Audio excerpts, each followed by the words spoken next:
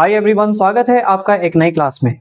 आज के इस क्लास में हम लोग सीखेंगे active voice and passive voice. तो ये एक बहुत ही इंपॉर्टेंट टॉपिक है इंग्लिश ग्रामर का। तो मैं आपसे रिक्वेस्ट करूंगा कि आप लोग इस वीडियो को अच्छे से देखिए। तो चलिए बिना टाइम को वेस्ट किए हम लोग इस क्लास को स्टार्ट करते हैं। Active voice and passive voice को समझने से पहले हमें यह समझना पड़ेगा कि सब्जेक्ट और ऑब्जेक्ट क्या होता है। तो मैंने यहाँ पे एक पिक्चर बनाया है जिसमें दो चीजें हैं, एक है बॉय और एक है बॉल। ठीक है, तो देखिए जो काम करता है ना, जो एक्शन करता है या फिर जो डूअर है उसे कहते हैं सब्जेक्ट, और जिस पे काम हो रहा होता है यानी जो एक्शन रिसीव कर रहा होता है वो होता है ऑब्जेक्ट।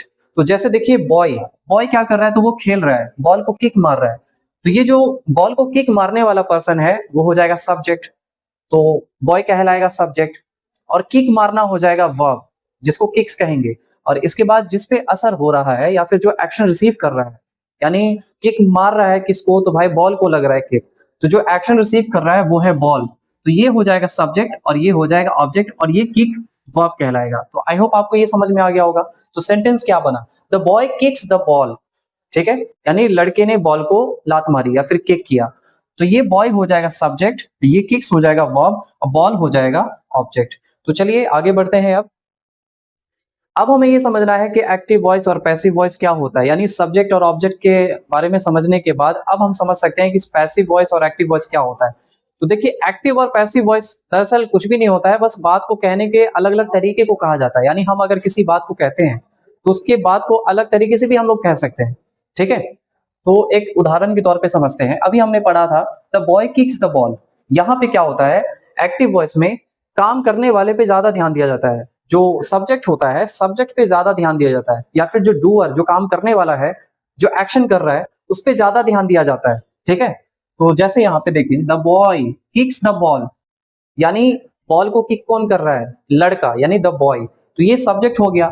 एक्टिव वॉइस में हमेशा सब्जेक्ट पहले आगे रहता है, इसके बाद सबसे लास्ट में ऑब्जेक्ट हो जाता है। और वहीं पैसिव वॉइस की अगर बात करें तो यहाँ सिर्फ रिजल्ट पे ध्यान दिया जाता है या फिर ऑब्जेक्ट की तरफ ध्यान दिया जाता है, ओनली फोकस ऑब्जेक्ट पे रहता है।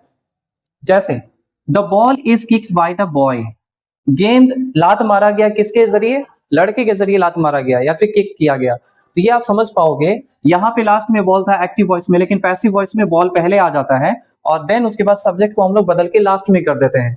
तो मतलब मीनिंग तो वही है, बस थोड़ा सा कहने का एक अंदाज बदल जाता है।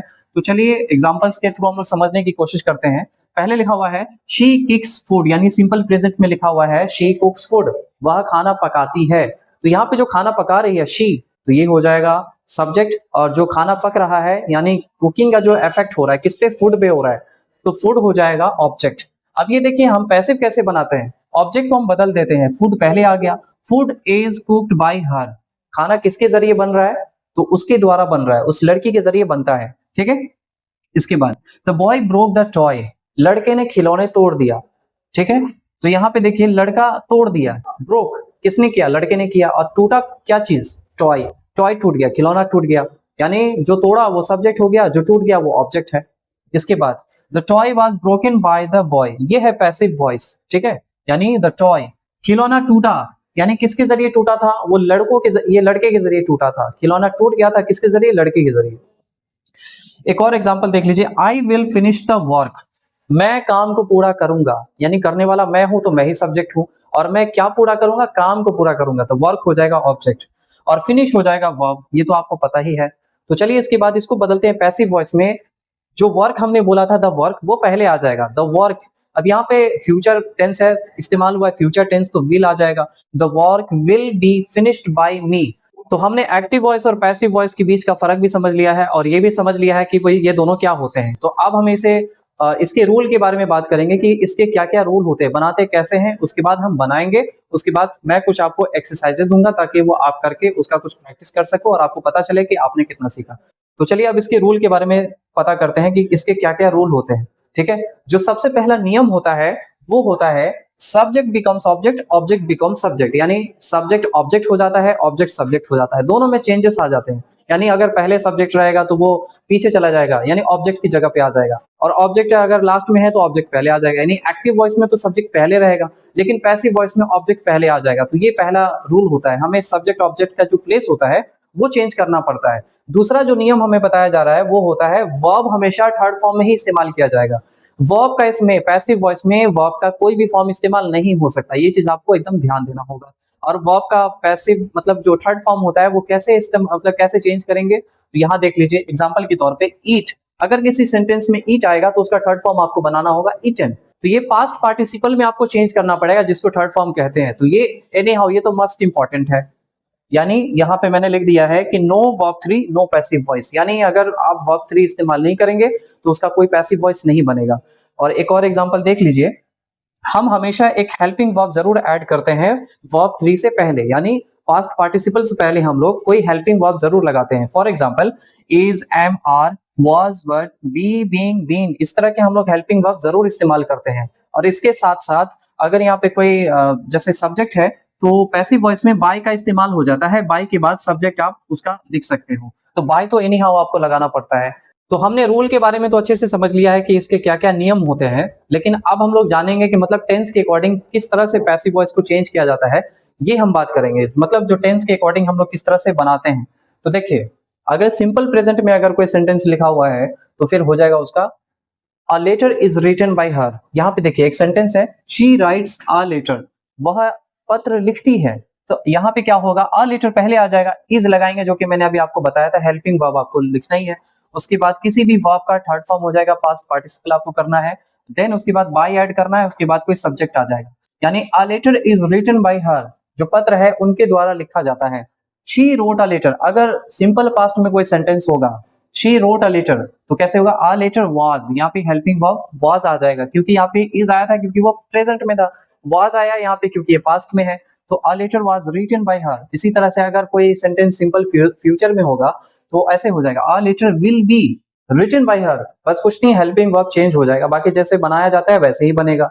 और वर्ब 3 तो एनी हाउ ये तो मस्ट इंपॉर्टेंट है। देन आपको बाय लगाना जरूरी है, इसके बाद आपको सब्जेक्ट लिखना पड़ेगा। देन इसके बाद यहाँ पे देखिए, अगर प्रेजेंट कंटिन्यूअस है, यानी अगर कोई वर्तमान में कोई काम चल रहा है तो इसको आप कैसे बनाओगे। जैसे यहाँ पे एग्जांपल है she is writing a letter, वह एक पत्र लिख रही है। तो ऐसे हो जाएगा अ लेटर इज बीइंग, यहाँ पे बीइंग आपको लगाना पड़ेगा ताकि प्रेजेंट कंटिन्यूअस का एहसास हो कि हाँ चलिए ये काम हो रहा है। तो यहाँ पे हमने ऑब्जेक्ट को तो सब्जेक्ट बना दिया, सबसे पहले हमने लिख दिया अ लेटर, इसके बाद इज हेल्पिंग वर्ब जो कि लिखना जरूरी है, इसके बाद बीइंग लगाना होगा, रिटन बाय हर, है ना, उनके द्वारा लिखा गया। इसके बाद अगर कोई पास्ट कंटिन्यूअस में अगर है कोई सेंटेंस, यानी अगर पास्ट में कोई काम हो रहा था तो हम उसे कैसे लिखेंगे, she was writing a letter, वह एक पत्र लिख रही थी। तो कैसे होगा, a letter was being, was हो जाएगा, हमने इसकी जगह पे हमने वाज लिख दिया, तो यहाँ पे हो जाएगा a letter was being written by her. इसके बाद यहाँ पे देखिए परफेक्ट टेंस में अगर होगा, जैसे कोई काम हो चुका है पूरा, यानी पास्ट में शुरू किया था और प्रेजेंट में खत्म हो चुका है, तो फिर ये कैसे होगा, she has written a letter, यहाँ पे हैज के साथ बीन आ जाएगा, बस a letter has been written by her, ये हो जाएगा। ये तरीका है यहाँ पे बनाने का। तो ये चीज आपको बिल्कुल अच्छे से याद कर लेना है, और इसका आप लोग एक बार स्क्रीनशॉट भी ले लीजिए ताकि इसको आप याद कर सकें, ताकि हमेशा काम आएगा जब भी आप एक्टिव पैसिव वॉइस बनाओगे। तो आपको ये टेंस के माध्यम से आपको इस तरह से कन्वर्ट करना पड़ेगा। तो मैं थोड़ी देर के लिए स्क्रीन से हट जाता हूं ताकि आप इसका स्क्रीनशॉट ले सको, ठीक है। तो चलिए अब हम लोग कुछ एक्सरसाइजेज बना करके देख लेते हैं कि ये कैसे बनता है, कैसे बनाया जाता है। तो चलिए अब इसको बनाने की कोशिश करते हैं। आपके सामने कुछ सेंटेंस है जो कि यहाँ पे लिखा हुआ है। पहला, ही प्लेज क्रिकेट, यहाँ पे सिंपल प्रेजेंट की जो है वो टेंस ही इस्तेमाल किया गया है। ही प्लेज क्रिकेट यानी वह क्रिकेट खेलता है।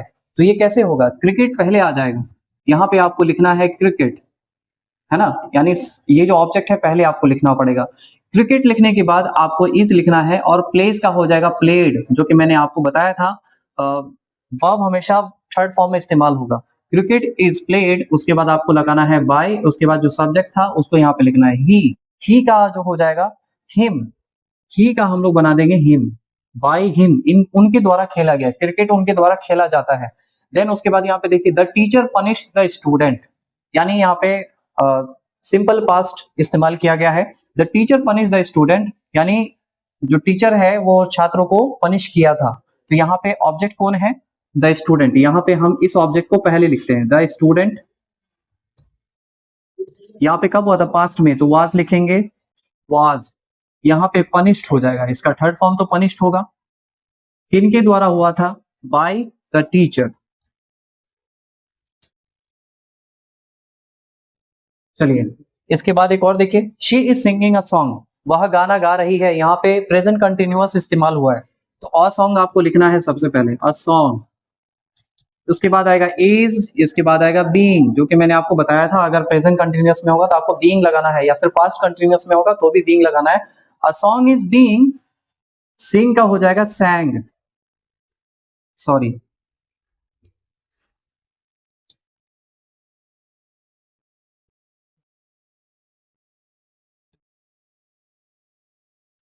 sang by her, ठीक है। इसके बाद someone has stolen my pen, यानी किसी ने मेरा कलम चुरा लिया। तो यहाँ पे my pen ऑब्जेक्ट है, चुरा लिया गया क्या चीज, कलम। तो my pen यहाँ पे has, उसके बाद आपको लिखना है been, और stolen ही लिखा जाएगा क्योंकि ये वर्ब का थर्ड फॉर्म stolen का stolen ही होता है। stolen by someone, यहाँ पे आपको लिखना है someone। इसके बाद लास्ट यहाँ पे रह गया, you can solve this problem, आज आप इस समस्या को हल कर सकते हो। You can solve this problem, यहाँ पे प्रॉब्लम पहले आ जाएगा, प्रॉब्लम कैन बी, सॉल्व का हो जाएगा सॉल्व्ड, सॉल्व बाय यू, यानी समस्या आपके द्वारा हल हो सकता है। तो ये था इसका पैसिव फॉर्म।